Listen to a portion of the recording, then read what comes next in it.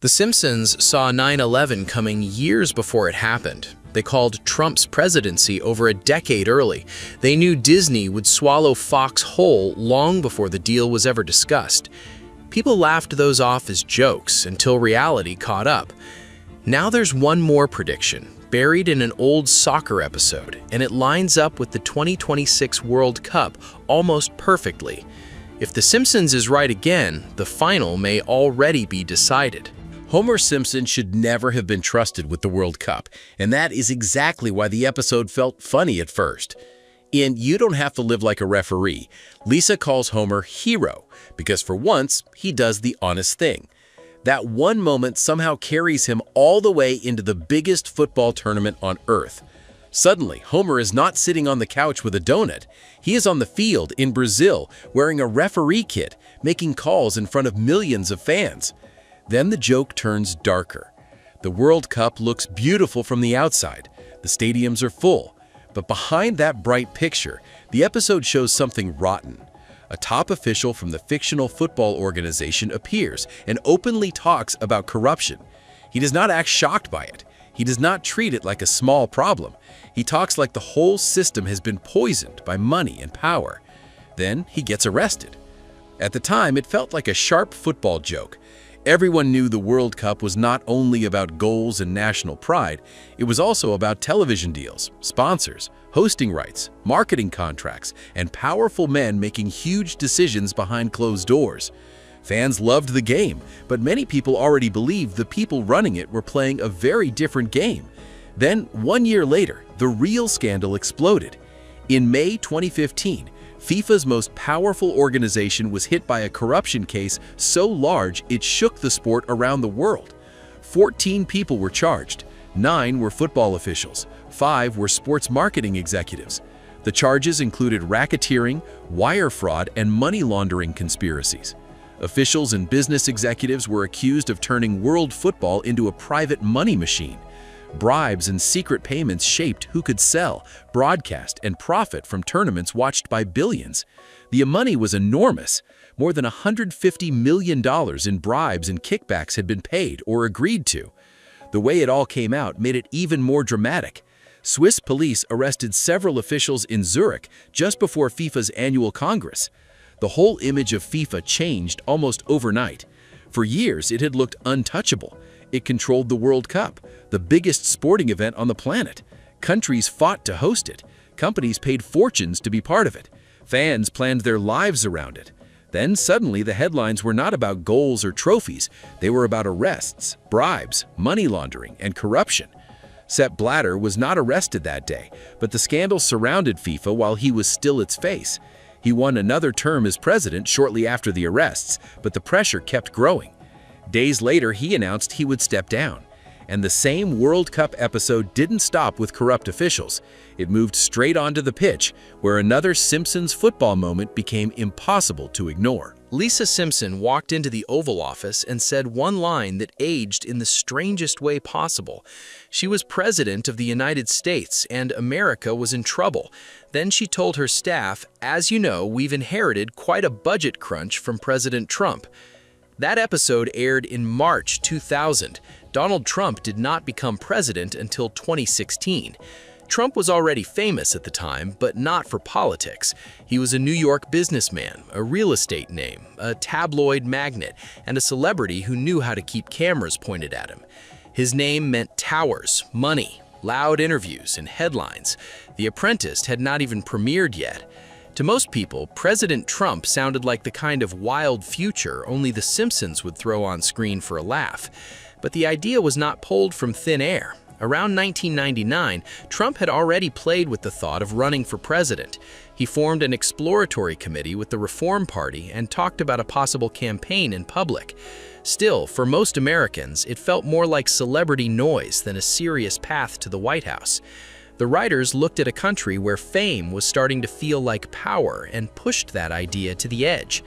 Then real life caught up. 16 years later, Trump entered the race for president for real. At first, many people treated his campaign like another stunt. Then he kept winning. He beat experienced politicians who had spent their lives preparing for that level of power. He stayed in the news every single day. Scandals, arguments, protests, debates, and shocking headlines followed him everywhere. But none of it stopped the campaign from growing. In 2016, he defeated Hillary Clinton and became the 45th president of the United States. And once that happened, Disney buying Fox. In 1998, The Simpsons dropped one of its strangest jokes so quietly that a lot of people could have missed it. The episode was called "When You Dish Upon a Star." Homer gets pulled into the world of Hollywood celebrities after meeting Alec Baldwin and Kim Basinger. He starts enjoying the good life, ruins it in classic Homer fashion, and near the end, the show cuts to the Fox studio lot. That is where the strange part appears. On the sign, 20th Century Fox is shown as a division of Walt Disney Company. At the time, it looked like a quick background joke. Nobody in the episode stopped to explain it. Nobody treated it like some huge announcement. It was just sitting there on the screen, almost like the writers were making fun of the most unlikely thing they could think of. "Hello, old lady from Titanic. You stink." And back then, it really did sound unlikely. Fox and Disney felt like completely different worlds. Disney was the polished family empire. It had princesses, theme parks, family movies, and a carefully protected image. Fox had a sharper edge. It was louder, rougher, and more willing to push jokes that made powerful people in big companies look ridiculous. The Simpsons itself was one of the best examples of that. This was the cartoon family that mocked American life, television, politics, religion, celebrities, and corporate power every chance it got.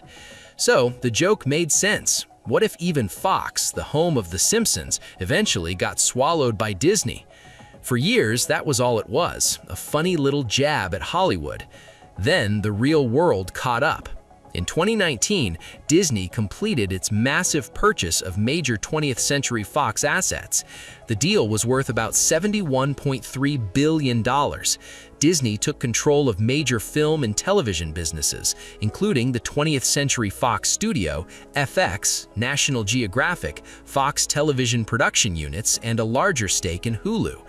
And just like that, the old Simpsons joke became real. But not every Simpsons prediction is that straightforward. Some are far stranger and far darker. The next Simpsons prediction was about a live show, a white tiger, and a nightmare that later happened for real. In 1993, The Simpsons aired an episode where Springfield opens its own casino. The whole town gets pulled into the bright, loud world of gambling, money, stage acts, and Las Vegas-style entertainment. Then two flashy performers appear. Their names are Gunter and Ernst, and everything about them is clearly built to remind viewers of Siegfried and Roy. They have the costumes, the live shows, the dramatic performance, and most importantly, the white tiger. Two over-the-top performers stand in front of a crowd acting like they have full control over a wild animal. Then the tiger turns on them. The animal attacks during the performance, and what started as a silly casino scene turns into a violent reminder that a wild animal is still a wild animal, no matter how polished the show looks. At the time, nobody saw it as some chilling prediction. It felt like obvious satire. Siegfried and Roy were world famous for performing with white tigers in Las Vegas. Then, 10 years later, the cartoon scenes stopped feeling so funny. In 2003, Roy Horn was performing at the Mirage in Las Vegas when one of the white tigers, Manticore, attacked him during the show. Roy was bitten, dragged off stage, and critically injured. He survived, but the attack ended the famous Siegfried and Roy stage show and changed his life forever. Then came the Simpsons scene that people still cannot look at the same way. One of the most famous Simpsons predictions came from an episode that was never meant to feel dark. In 1997, The Simpsons aired The City of New York vs. Homer Simpson. The story sends Homer to New York after Barney takes his car on a wild night out and leaves it parked near the World Trade Center, so Homer has to travel all the way there to get it back. Homer is right there at the World Trade Center, stuck waiting near his car, angry, hungry, and desperate to leave New York as fast as possible. At the time, it was just a funny episode about Homer having the worst possible trip to the city. Then came the detail that people still talk about today. In one scene, Lisa holds up a brochure advertising a trip to New York for $9. The number 9 is large on the page, and right beside it are the Twin Towers. After September 11th, people looked at that image and saw something they could not unsee. The 9 sitting next to the 2 towers looked like 9/11. That single image became one of the biggest Simpsons prediction theories ever. After the attacks, the episode became uncomfortable to air because the World Trade Center was so central to the plot. For a long time, many viewers stopped seeing it on television.